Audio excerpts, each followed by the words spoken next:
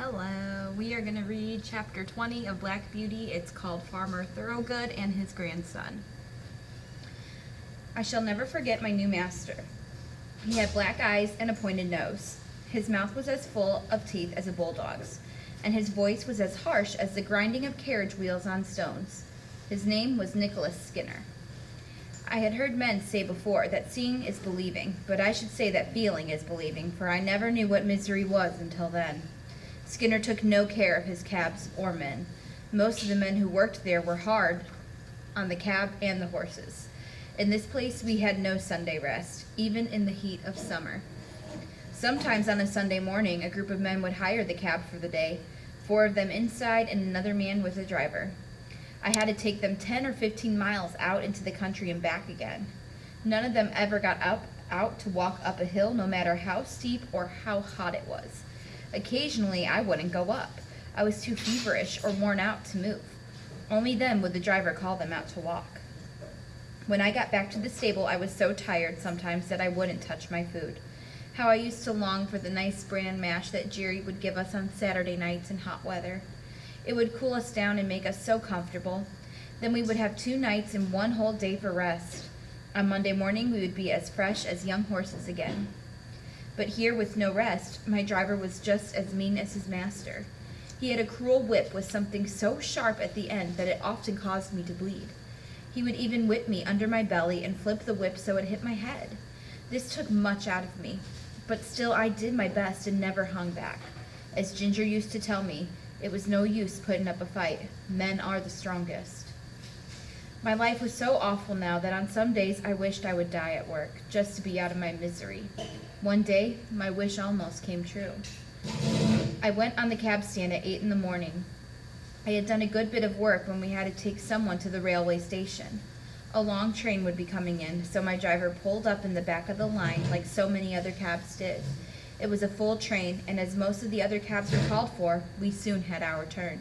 It was a group of 4, a loud, noisy man with a lady and 2 children, 1 boy and 1 girl. They had a lot of luggage as well. The lady and the boy got into the cab, while the man yelled orders to my driver about the luggage. The young girl came and looked at me. "Papa," she said, "this poor horse can't take all of our luggage. He is so weak and worn out. Look at him."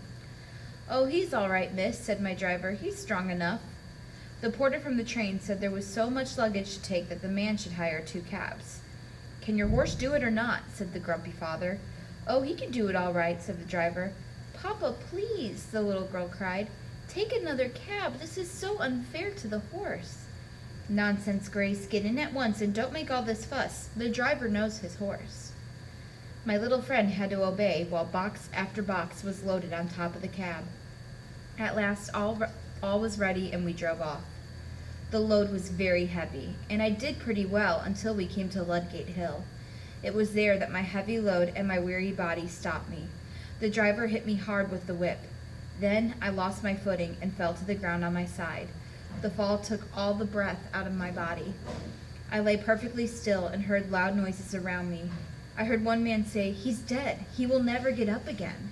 Still, I didn't open my eyes. I could only take a gasping breath now and then. Cold water was thrown on my head and some medicine was poured into my mouth. A blanket covered my still body. A man with a kind voice stroked my neck and told me to try to get up.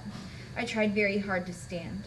Finally, on the 3rd try, I got to my feet and was led gently into a nearby stable. Here, good food was brought to me, and I ate the warm gruel thankfully. In the evening, I felt good enough to go back to Skinner's stables.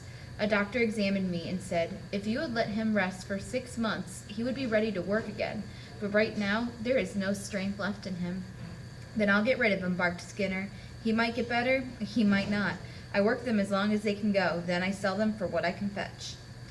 There is a sale of horses coming in about 10 days. If you rest him and feed him well, he may get better and fetch you a good price." Skinner gave orders for me to be well fed and cared for. It made me so much better. I began to look forward to being sold. Any change from here had to be an improvement, so I held up my head and hoped for the best. Of course, at this sale, I found myself with all the other broken-down horses. There were some there that I couldn't imagine anyone buying. The men and women there, buyers and sellers, looked as poor as most of the horses. There were old men with only a few dollars trying to buy horses to drag around carts. Some other old men were trying to sell horses that weren't, in my opinion, worth anything. There were other buyers, though, whom I would have willingly used my last strength in serving. They had kind voices that I could trust. There was one tottering old man who took a great fancy to me, but I was not strong enough for his work. I was very worried about what would become of me. In a while, I noticed a gentleman farmer with a young boy at his side. He had wide-brimmed shoulders and a wide face and wore a wide-brimmed hat. When he came over to me, he stood still and gave me a sad look. I pricked up my ears and looked at him. "There's a horse, Willie, who has seen better days." "Poor old fellow," said the boy. "Grandpapa, do you think he was ever a carriage horse?" "Oh, yes, my boy," said the farmer, coming closer. "Look at his nostrils and his ears, the shape of his neck and shoulders. That horse came from a good family line." He put out his hand and gave me a kind pat on the neck. I put out my nose in answer to his kindness. The boy stroked my face. "See, Grandpapa, how well he understands kindness. Could you buy him and make him young again, just like you did with Ladybird?" "My dear boy, I can't make all old horses young. Besides, Ladybird was not sold. She was just run down and badly overworked." "Well, Grandpapa, look at his mane and tail. He is very thin, but his eyes are not sunken like some old horses. Please, Grandpapa, ask the price. I am sure he would grow young in your meadow." The man who had brought me for sale now put in his word. "The young gentleman is smart, sir. The fact is, this horse was overworked pulling calves. I heard the vet say that a 6-month rest would make him ride again. I have taken care of him these past 2 weeks, and I have never met a more pleasant horse. Pay this small price for him, and he'll be worth double that next spring." The old gentleman laughed, and the little boy looked up eagerly. The farmer slowly felt my legs, which were strained and swollen. Then he looked at my mouth. 13 or 14 years old, I'd say. Can you walk him around a bit?" I arched my poor thin neck, raised my tail a little, and threw out my stiff legs as well as I could. "What is the lowest you will take him for?" said the farmer as I came back. "The price I told you is firm, sir." "I hope I'm not making a mistake," the man said, digging in his pocket. "Can you take him to the inn for me?" "Yes, sir," the seller said. They walked forward, and I was led behind. The boy could hardly contain his happiness. The old gentleman seemed just as pleased. I had a good feed at the inn, and then was gently ridden home by a man who worked for my new master. When I got there, I was turned loose in a large meadow with a shed in one corner of it. My new master, Mr. Thoroughgood, gave orders that I should have hay and oats every night and morning. He also said I should have free run of the meadow all day. His grandson Willie was in charge of my care. The boy was proud of his job, and there wasn't a day that he didn't come to see me. He always came with kind words and slowly patted my neck. Of course, I grew to love him very much. He called me Old Crony because I used to come to the gate and follow him about.